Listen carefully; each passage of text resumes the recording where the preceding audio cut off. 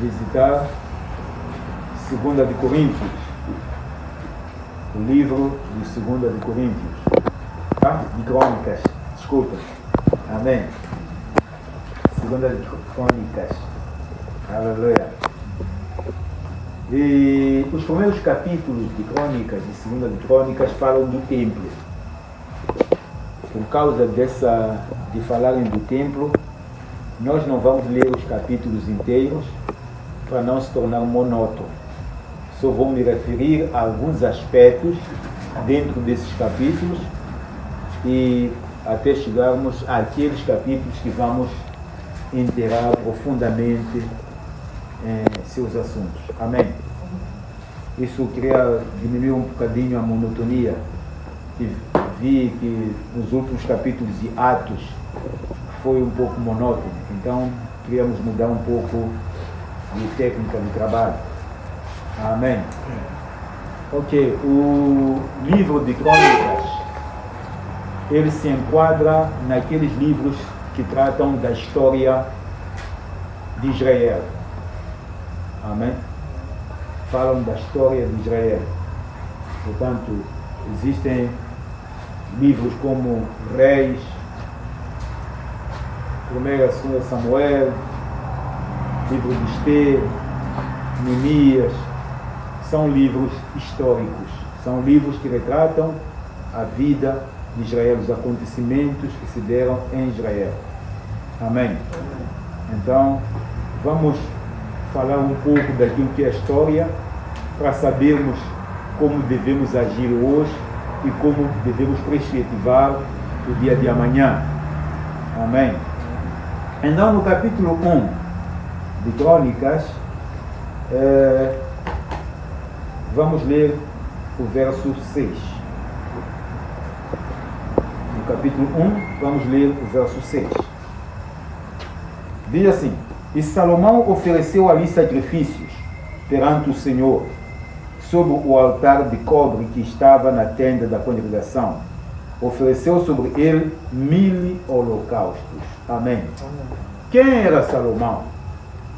Salomão foi o filho de Davi, que teve com Betseba. Aleluia. Sabemos que Betseba teve um caso com Davi, que resultou em assassinato e morte do filho desse caso de adultério que Davi teve. No entanto, depois desse, teve outro filho, e o seu nome foi Salomão. Este foi um filho que estava chegado ao pai, aprendeu muito com seu pai durante o tempo do reinado do seu pai.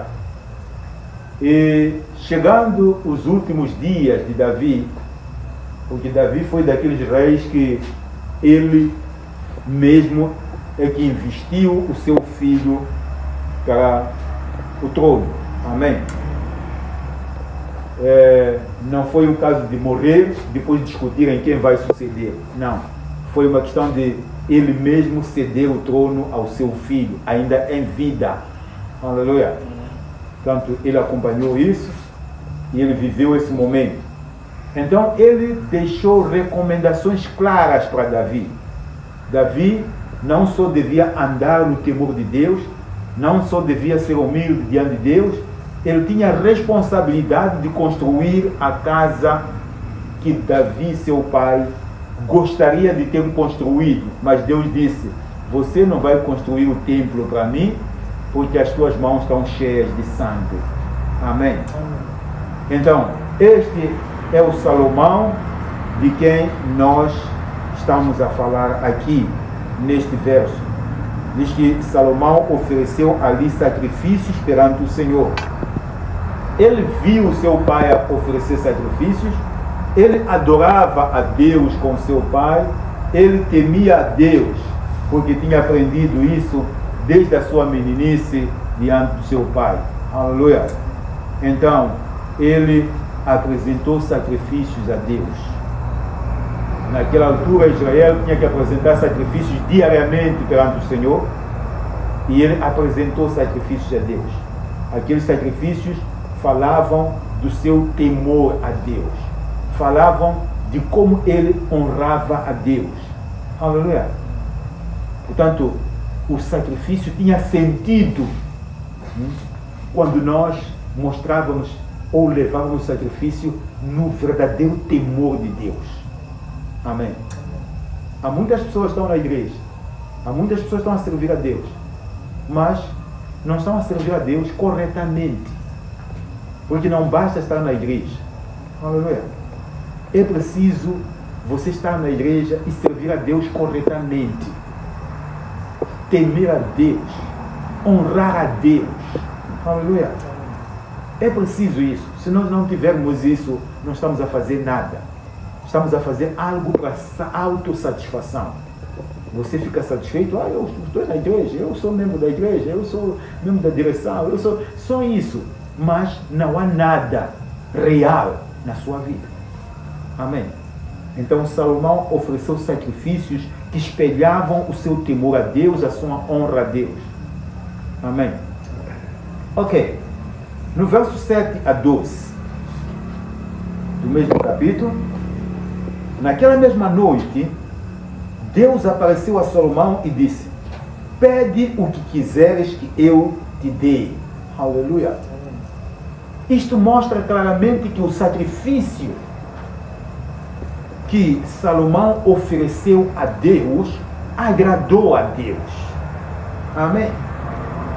Veja só que depois do sacrifício, Deus se apresenta a Salomão e diz: pede o que você quiser e eu vou lhe dar. Aleluia. Isto mostra que agradou a Deus. É um sacrifício que agradou a Deus. Amém. Vocês sabem que Caim ofereceu sacrifícios que não agradaram a Deus. Amém. O sacrifício de Caim não agradou a Deus. Mas o sacrifício de Abel agradou a Deus. Por causa da sua fé, por causa do seu temor a Deus, por causa da sua humildade. Tudo isto agradou a Deus. Então agora Salomão também oferece esse sacrifício que agrada a Deus. E Deus se apresenta a ele e diz: ok, pede-me o que tu quiseres e eu te darei. E Salomão disse a Deus: tu usaste de grande beneficência com meu pai Davi, e a mim fizeste rei em seu lugar. Agora, pois, ó Senhor Deus, confirme-se a tua palavra, dada a meu pai Davi, porque tu me fizeste rei sobre um povo numeroso como o pó da terra. Aleluia. Amém.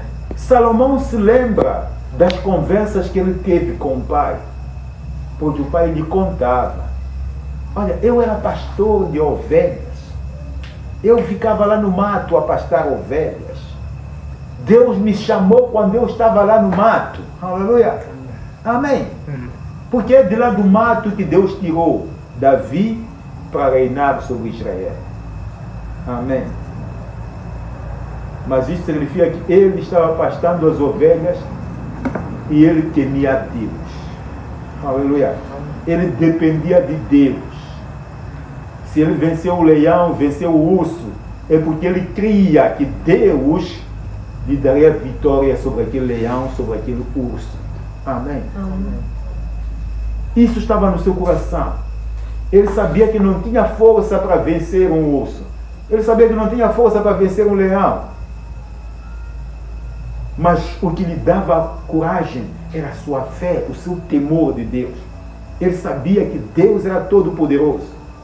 E ele cimentou a sua vida nisto. Deus preparou Davi para o reino. Aleluia. Então Salomão reconhece isto, aquilo que Deus fez no seu pai, inclusive nele, para lhe colocar como rei em Israel. Aleluia. Davi tinha outros filhos, mas foi escolher a ele para ser rei de Israel. Então no verso 10 diz: dá-me, pois, agora sabedoria e conhecimento, para que possa sair e entrar perante este povo, porque quem poderia julgar a este povo tão grande? Aleluia. Amém. Dê-me sabedoria. Por quê? Salomão era um indivíduo tímido. As pessoas olhavam para ele e diziam: o que ele vai saber isso aqui? O que ele vai fazer isso aqui no trono? Vai nos envergonhar esse. Aleluia. Era exatamente, desprezaram as pessoas quando souberam que Salomão seria rei de Israel. Desprezaram a ele. Olhavam para ele como nada.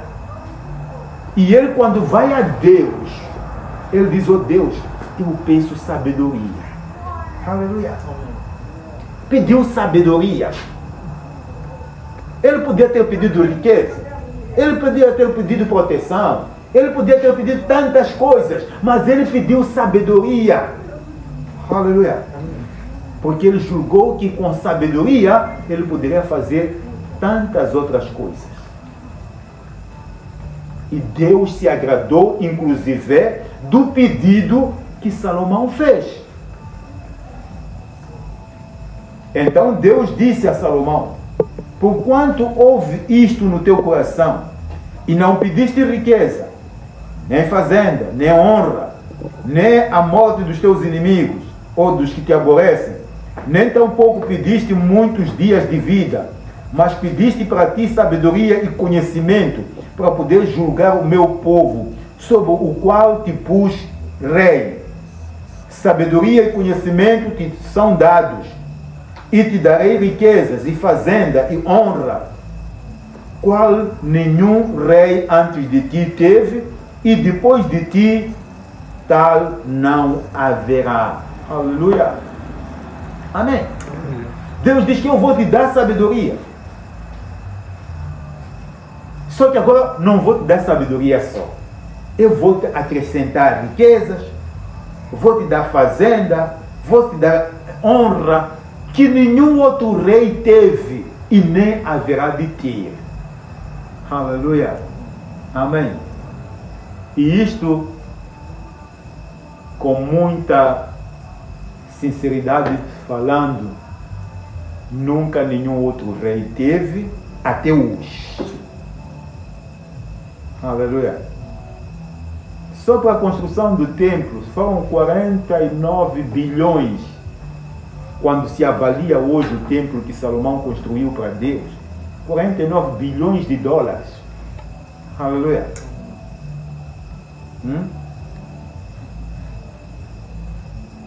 E se nós formos a ler um pouco mais abaixo, no verso 13 até 17, diz assim: assim Salomão veio a Jerusalém, do alto que está em Gibeon, de diante da tenda da congregação, e reinou sobre Israel. E Salomão ajuntou carros e cavaleiros, e teve 1.400 carros e 12.000 cavaleiros, e pô-los nas cidades dos carros e junto ao rei em Jerusalém. E fez o rei que houvesse ouro e prata em Jerusalém, como pedras, e cedros em tanta abundância, como figueiras bravas que há pelas campinas. E os carvalhos que tinha Salomão se traziam do Egito. E quanto ao fio de linho, os mercadores do rei tomavam o fio de linho por um certo preço. E fazia subir e sair do Egito cada carro por 600 ciclos de prata, e cada cavalo por 150. E assim, por meio deles, tirava cavalos para os reis dos heteus e para os reis da Síria. Amém. Naquela altura, o carro era movido a cavalo. Era o carro que existia. Nós temos hoje carros de motores de combustão interna. Temos hoje os carros elétricos, que são uma novidade ainda, mas já existem carros elétricos. Existem carros de frequência radiofônica. Esses carros estão a surgir agora na África. O Zimbábue já está a produzir esses carros que não precisam de energia, nem do sol.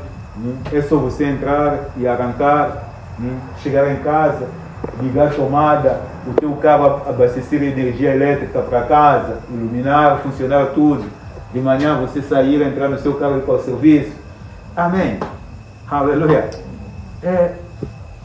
Hoje carro é isso, mas naquela altura eram aqueles carros puxados, eram carroças que eram puxadas por gado.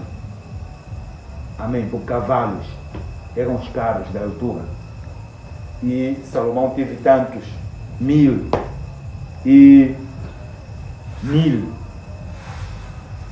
né? 1000 carros. Aleluia. Naquela altura. E fez que houvesse ouro e prata em abundância em Jerusalém. Aleluia.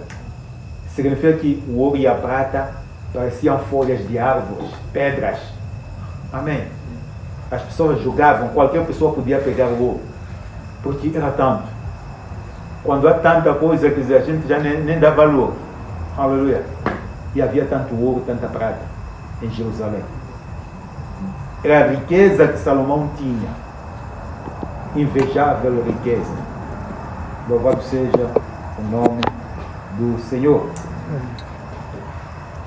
Ok. Só que a riqueza é boa porque ela nos dá folga. Aleluia. Mas é má porque quando nós temos folga nos esquecemos de Deus.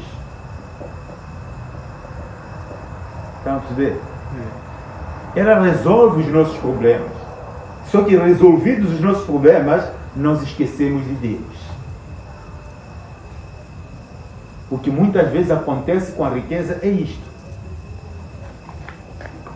Nós adquirimos riqueza, resolvemos os nossos problemas, esquecemos-nos de Deus. Não precisamos de ninguém. Se já somos independentes, temos tudo. Não precisamos de mais ninguém, de mais nada na vida. Adormecemos e caímos. Esse é o problema das riquezas. Mas não que as riquezas sejam más. Aleluia. A riqueza não é má. Ela em si não é má.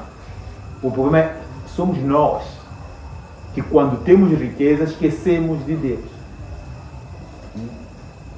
Quando Deus saiu do Egito, estavam caminhando para a terra de Canaã, Moisés disse a eles: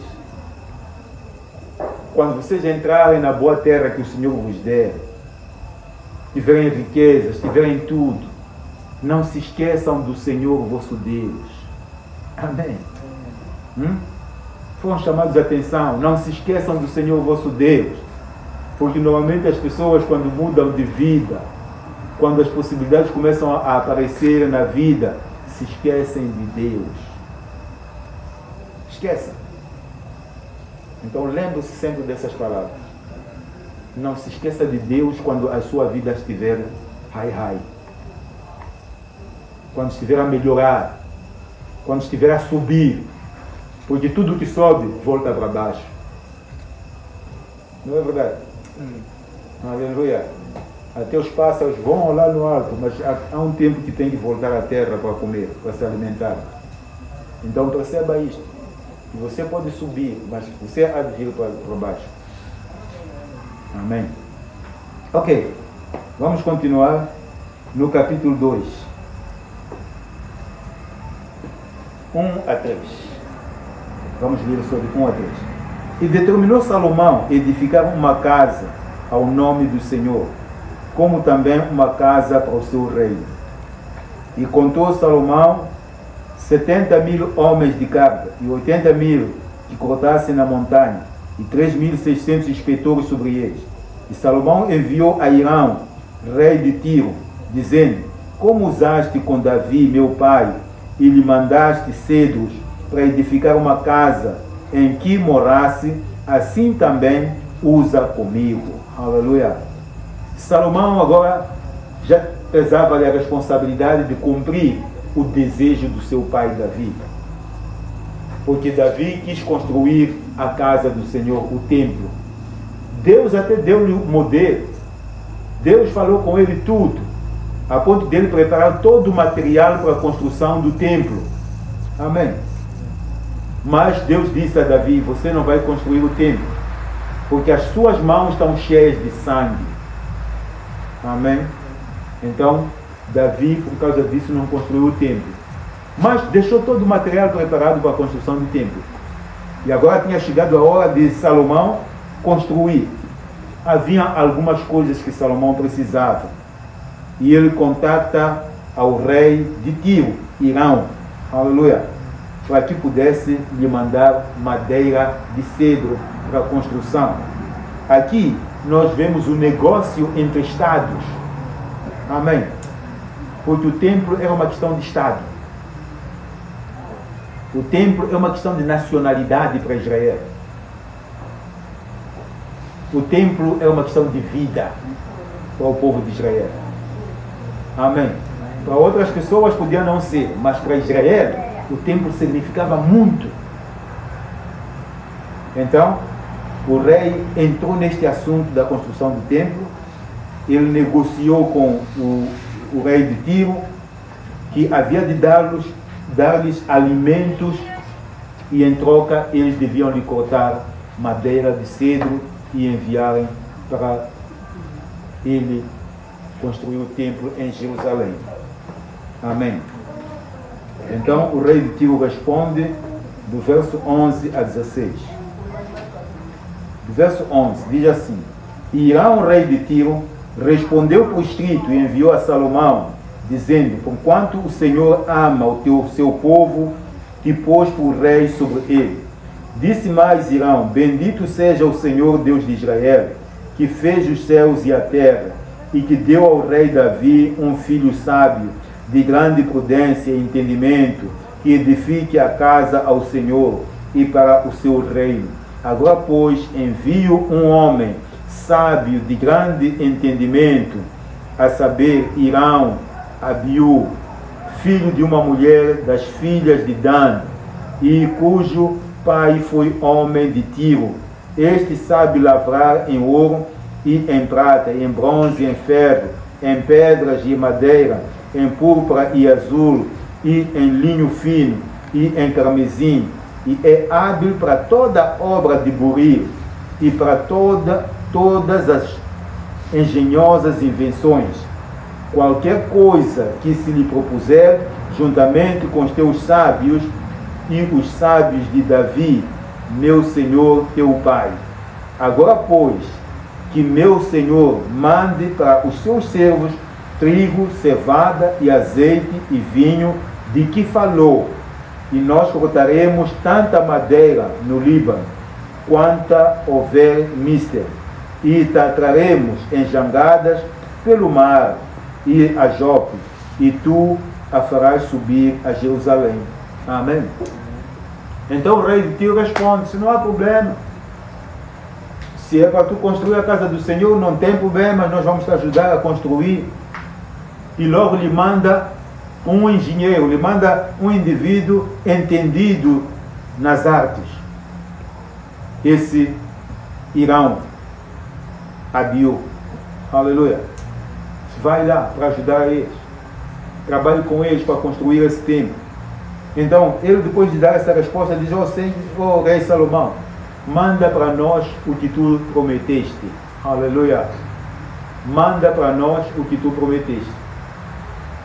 Alimentação, trigo, que tinha prometido que lhes daria, e eles tinham que cortar simplesmente os troncos de madeira.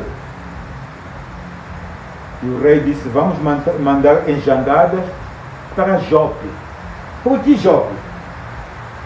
Porque Jope era o melhor acesso ao mar que Israel tem através do mar Mediterrâneo. Amém? Isso a dizer o quê? Isso a dizer que o mar Mediterrâneo não tinha condições de navegabilidade boas em toda a extensão de Israel, menos em Jope. Aleluia. Era o único acesso que eles tinham para o mar. Por isso que eles disseram que iam fazer jangadas e meter os troncos através de Jope, e que o rei Salomão iria fazer chegar em Jerusalém. Amém. Tudo bem? O negócio estava fechado? Então vamos trabalhar. Vamos construir o templo já. Capítulo 3, verso 1. E começou Salomão a edificar a casa do Senhor em Jerusalém, no monte de Moriá, onde o Senhor se tinha mostrado a Davi, seu pai, no lugar que Davi tinha preparado na era de Ornã, Jebuseu. Aleluia. Amém.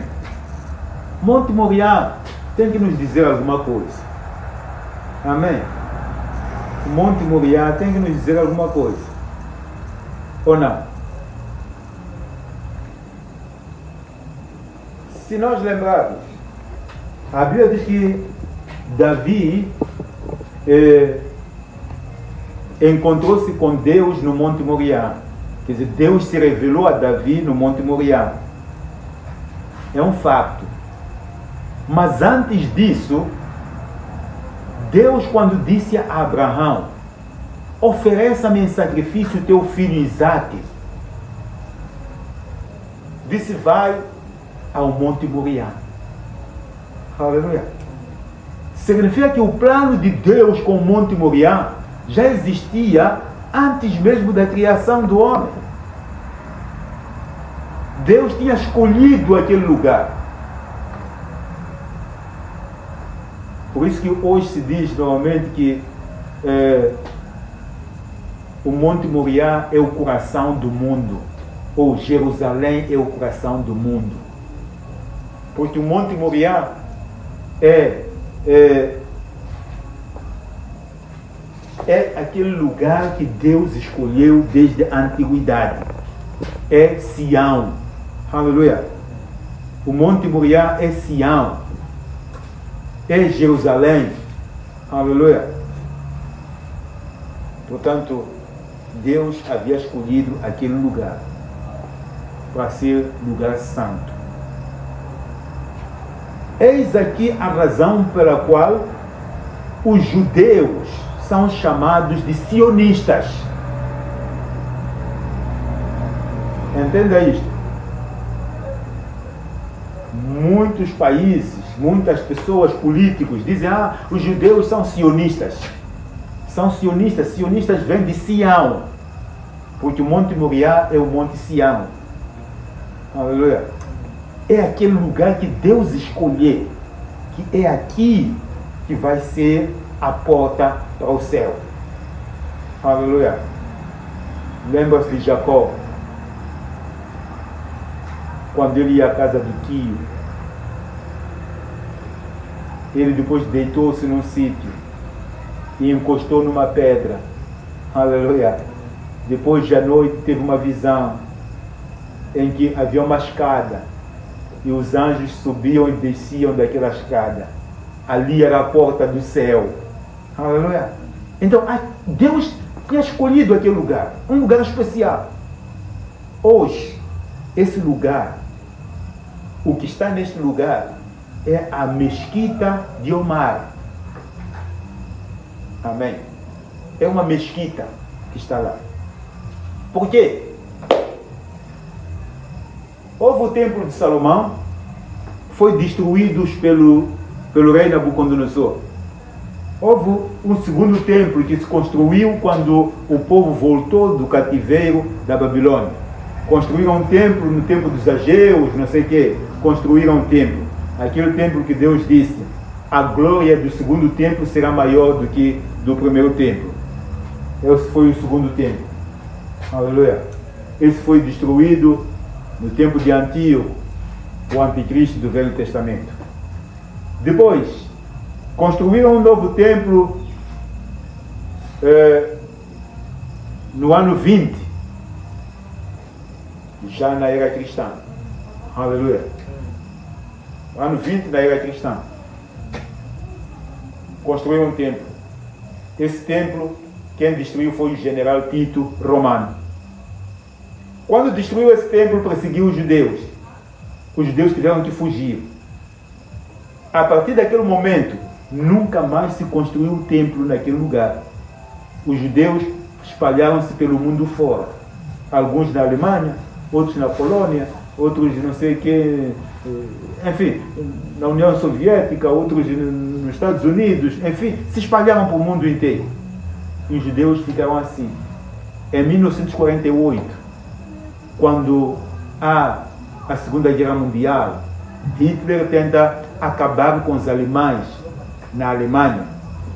Fez ensaios usando judeus como ratos de ensaio. Amém. Matou muitos judeus. Foi quando houve uma resolução das Nações Unidas em que os judeus deviam ter uma pátria sua, e a pátria dos judeus determinou-se que tinha que ser exatamente na Palestina. Amém. Mas nessa altura já estavam lá os palestinos. Amém. Nessa altura já estavam os palestinos já naquele lugar. São desses palestinos que alguns eram muçulmanos que construíram a mesquita. Então eles voltaram para a sua terra. Mas ainda falta uma coisa, que é voltar a tomar posse de Sião, de Moriá, para construir um templo. Por isso que a guerra entre muçulmanos e judeus é uma guerra que desde 1948 nunca parou. Amém? Nunca parou essa guerra. Estão a lutar por causa daquele templo ali. Porque aquele espaço ali, aquela mesquita tem que sair e voltar-se a construir o quarto templo. Amém? Onde Israel vai oferecer sacrifícios. Porque os israelitas não aceitaram o Messias. Quando Jesus veio, eles rejeitaram o Messias, eles mataram Jesus. Então, a Bíblia diz em João 11, ele veio para os seus, mas os seus o rejeitaram. No verso 12, a todos quantos o receberam, deu-lhes o poder de serem feitos filhos de Deus, os quais não nasceram da carne, nem do sangue, nem da vontade do varão, aleluia, mas da vontade de Deus. Isto que abriu-se a porta para nós todos, o mundo inteiro, aqueles que ouvem este evangelho e creem na palavra de Deus, recebem o poder de serem feitos filhos de Deus. É daí que nós somos feitos filhos de Abraão. Mas Deus não se esqueceu de Israel. Amém. Deus não se esqueceu de Israel. Israel terá que se posicionar. Israel vai voltar a fazer sacrifícios naquele templo. E nessa altura, então, é quando Israel vai precisar do Messias. Vai precisar de Jesus. É quando vai crer que, afinal de contas, aquele que eles rejeitaram há 2000 anos atrás, ele é o Messias que está a voltar. Amém? Portanto, Sião tem uma grande história. O Monte Moriá, Sião, Jerusalém, tem uma grande história. E é uma questão nacional para Israel. Amém? É uma questão nacional. Podem fazer outras coisas, não sei o quê, mas Israel tem uma questão nacional. Voltar a ganhar o Moriá para a construção do templo. Ok. 10, 17. Diz assim. Vamos ler o verso 1. Também fez na casa da santidade das santidades 2 querubins na forma de andantes e cobriu-os de ouro. Amém. Os querubins. Por que Deus disse para Davi construir 2 querubins lá para o templo? Há uma mensagem que Deus queria passar. Aleluia. Mas se nós temos que perceber qual é a mensagem que Deus queria passar para nós, ou para a igreja, hoje, vamos para Gênesis 3, verso 24. Aleluia. Quando o homem peca contra Deus, a Bíblia diz que Deus expulsou o homem do jardim do Éden e colocou 2 querubins para protegerem a árvore da vida. para que o homem não voltasse e tomasse do fruto da árvore da vida e vivesse para sempre no pecado. Amém. Significa que Deus não queria, nunca quis e não quer que o homem permaneça no pecado. O plano de Deus desde o princípio era que o homem saísse do pecado. Aleluia. Por isso que Deus impediu que o homem voltasse a comer da árvore da vida para não viver para sempre no pecado. Então, o que os querubins nos mostram? Eles estavam ali para defender a santidade de Deus. Estavam ali para evitar que o homem fizesse a pior coisa, que seria comer da árvore da vida e viver para sempre pecador.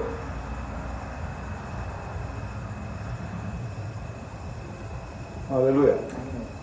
Então, os dois querubins que foram construídos lá no templo, eles tinham que servir para nos alertar sobre a santidade de Deus.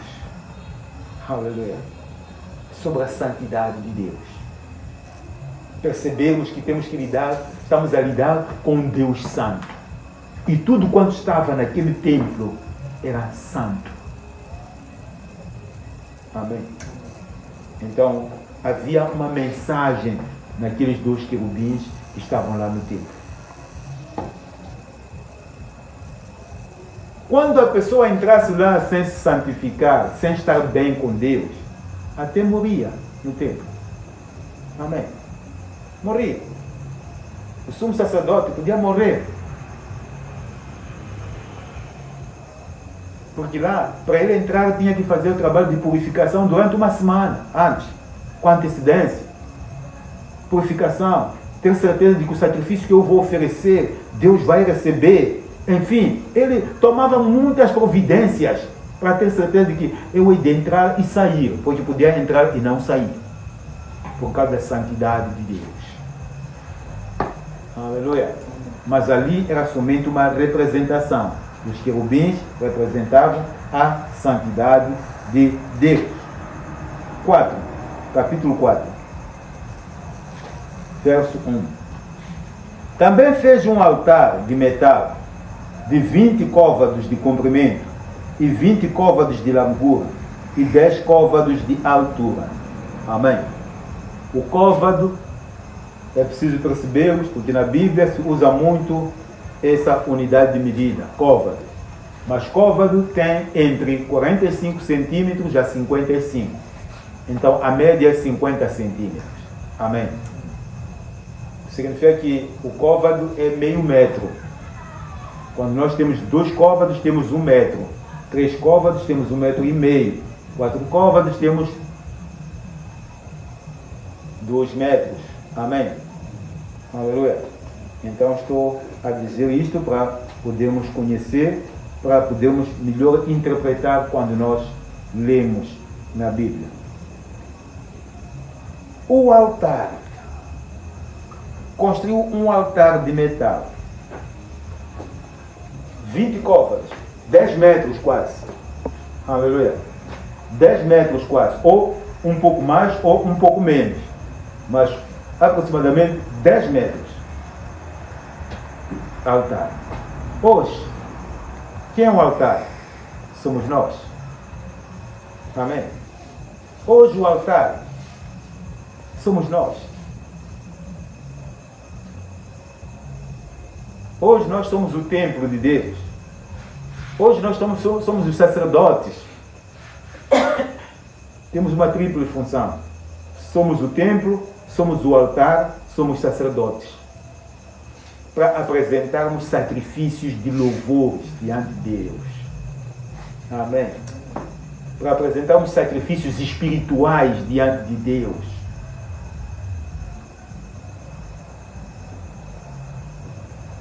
Então nós temos que construir o altar. Temos que trabalhar neste altar que somos. Você é um altar. Você é o templo de Deus. E você tem que apresentar sacrifícios para Deus. Aleluia. Isto tem que funcionar. Isto tem que acontecer. Em Hebreus 13, verso 10, diz assim a palavra de Deus.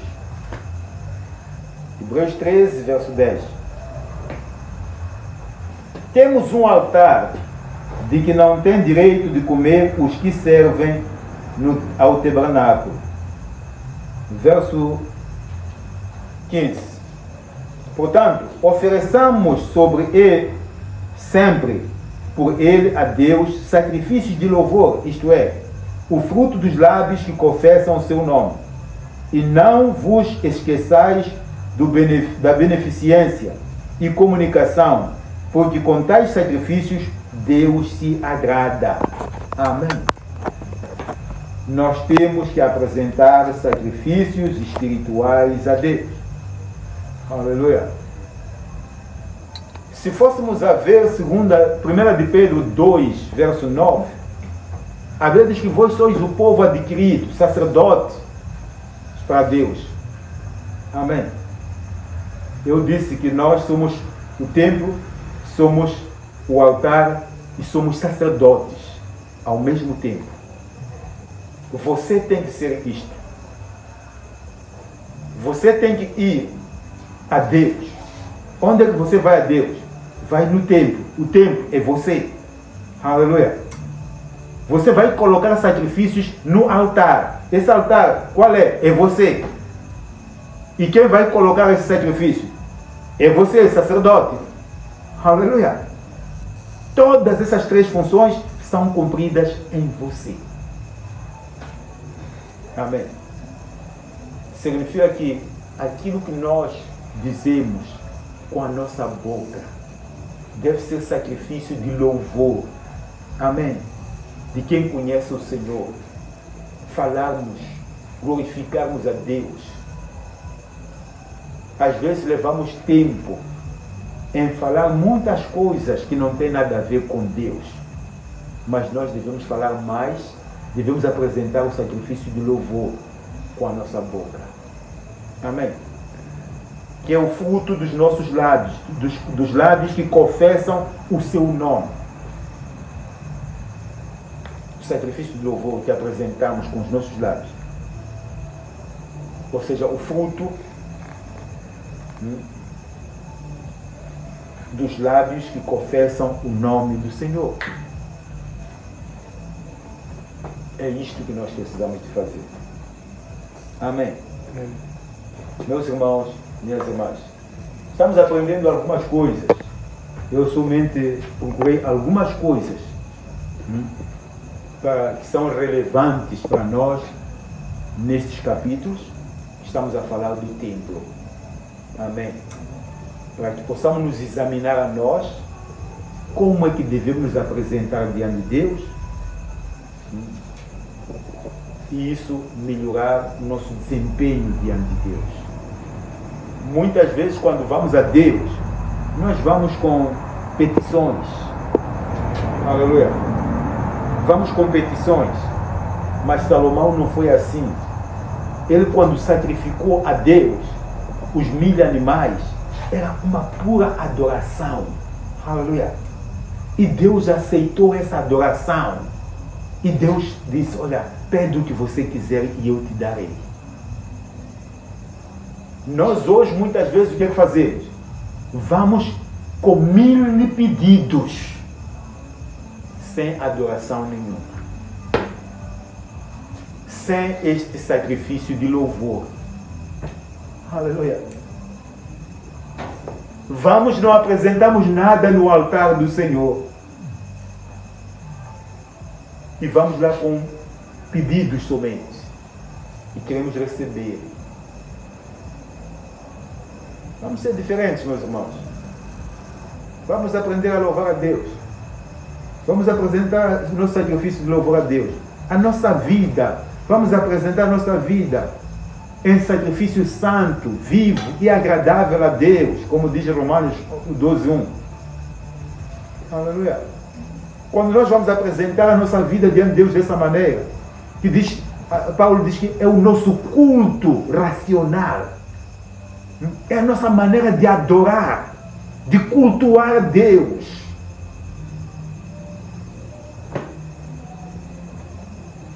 Então, quando Deus se agrada, então nós já podemos dizer, olha, Senhor, estou a pedir. Amém. Senhor, estou a pedir. Porque Deus já está satisfeito. Deus se agrada de nós. Então tenho essa certeza. Posso colocar as minhas petições. Não vá a Deus com pedidos antes de ir a Deus para louvá-lo e adorá-lo. Amém. A nossa primeira função é adorar a Deus. Porque Deus nos colocou nesta terra, é para adorar o seu nome. Aleluia. Não é para pedirmos, não. É para adorarmos a Deus. Depois os pedidos vêm atrás. Amém. Então, é uma questão de definição de prioridades quando nós buscamos a face do Senhor. Se queremos alcançar, temos que fazer isso. Eu imagino alguém que chega ao seu lado, começa a te elogiar porque você fez isto, porque você é bom, porque você quer, etc, etc. E depois no fim diz, mas é verdade, estou a pedir 100 meticais, quero comprar alguma comida aí. Você é capaz de pedir emprestado para lhe dar. Amém. É capaz de pedir emprestado para lhe dar. Por quê? Falou bem de si. E para você não dar 100 meticais, você começa a pensar muitas vezes. Quer dizer, eu não dar 100 meticais, ele vai começar a pensar que eu sou mau. Depois de ter dito que eu sou bom. Então, a primeira coisa é adorarmos a Deus, depois é que vamos fazer as nossas petições. Amém? Não que Deus seja mau como nós. Deus não é mau como nós. Mas Ele gosta quando nós adoramos a Ele, quando nós sabemos entrar na Sua presença, sabemos conversar com Ele. E Ele se move a nosso favor. Nós sentimos que agora já é oportunidade para eu colocar os meus pedidos. Não, vamos fazer isso. Vamos levantar, vamos orar.